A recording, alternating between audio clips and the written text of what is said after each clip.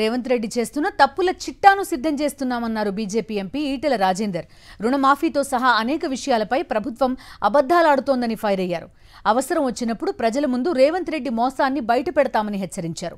అటు హైడ్రా పేరుతో ప్రభుత్వం చేస్తున్న డ్రామాలను ఆపాలని డిమాండ్ చేశారు ఈటెల రాజేందర్. కార్యవర్గ సభ్యులు ఈటెల రాజేందర్ గారు మనతో పాటు ఉన్నారు. వారిని అడిగి మరిన్ని వివరాలు తెలుసుకునే ప్రయత్నం చేద్దాం.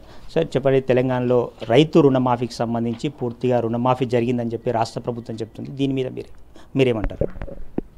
ప్రభుత్వ ప్రచారాన్ని ప్రజలు నమ్మట్లేదు. ఇదంతా బట్టి బోకసు.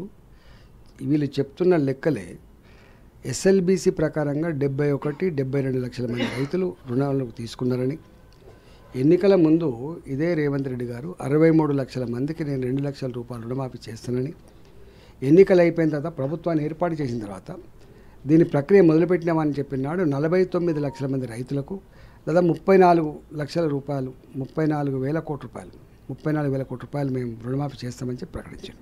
ఇలా ఏ లెక్క ప్రకారంగా, వాళ్ళ లెక్క ప్రకారంగా 22 లక్షల పైచీలకు మాత్రమే, 22 లక్షల మంది రైతులకు మాత్రమే 17,933 కోట్ల రూపాయల రుణమాఫీ జరిగింది.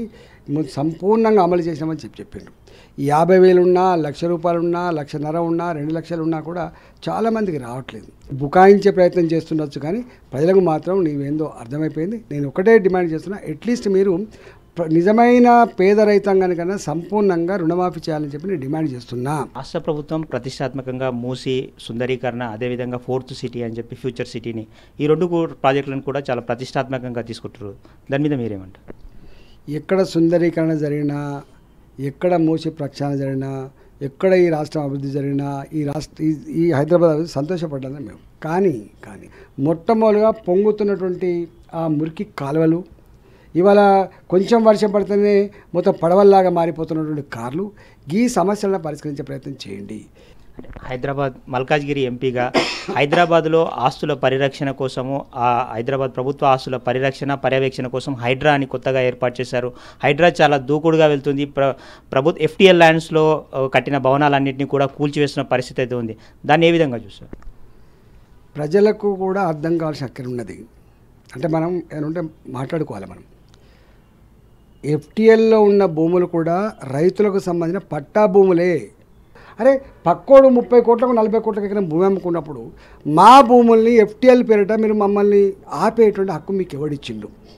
అయితేనా మా FTL భూములు ఏవైతే ఉన్నాయో ఆ భూములకు విలువ ఎంత ఉంటుందో అట్లాంటి విలువైన భూములు మాకు ఇవ్వండి, లేదంటే మా భూములు మేము కట్టుకుంటామని అంటున్నారు. నీ చెరువులను కుదించుకుంటావా, నువ్వు లోతు కొట్టుకుంటావా, నువ్వు మత్తడి తగ్గించుకుంటావా, అది నీ ఇష్టం అని చెప్పి. ఇవాళ అట్లాంటి వాటికి అనేక సంవత్సరాలు 30 ఏళ్ళుగా 20 ఏళ్ళుగా అట్లాంటి వాటికి పర్మిషన్ ఇస్తూనే ఉన్నారు, రిజిస్ట్రేషన్ చేస్తూనే ఉన్నారు, ఇల్లు కట్టుకుంటూనే ఉన్నారు. ఇవాళ వచ్చి ఇదంతా FTA భూములు గుంజుకుంటాను కూలగొడతాను. నీ తాత జాగిరా? నేను పెద్ద స్ట్రిక్ట్గా ఉన్నా, నువ్వు స్ట్రిక్ట్గా ఉన్నావు. ఎన్ని పర్యలు చేస్తున్నావు మొత్తం రికార్డు రాస్తున్నాం.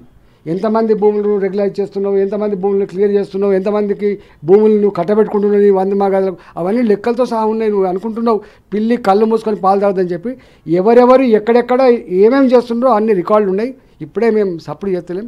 అంత మాత్రం నువ్వేదో శుద్ధపూస లెక్క మొత్తం నేను అక్రమాలకు వ్యతిరేకంగా ఉన్నా, నేను అక్రమ కట్టడాలకు వ్యతిరేకంగా ఉన్నా, ఇవన్నీ డ్రామా కంపెనీలు బంద్ చేసి భూమి మీదకి వచ్చి ఆలోచించమని కోరుతున్నాను నేను. మొత్తమే చూసుకోవచ్చు, ప్రభుత్వ పెద్దల లెక్కలన్నీ కూడా చూస్తున్నాం, లెక్కలన్నీ కూడా తయారు చేస్తున్నాం. వాటిని ఎప్పుడు తీయాలో అప్పుడు తీస్తామని చెప్పి మల్కాజ్గిరి ఎంపీ బీజేపీ జాతీయ కార్యవర్గ సభ్యులు ఈటెల రాజేందర్ చెప్తున్నారు. వీడియో జర్నలిస్ట్ శ్రీనివాస్ గౌడ్తో విక్రమ్, సాక్షి టీవీ, హైదరాబాద్.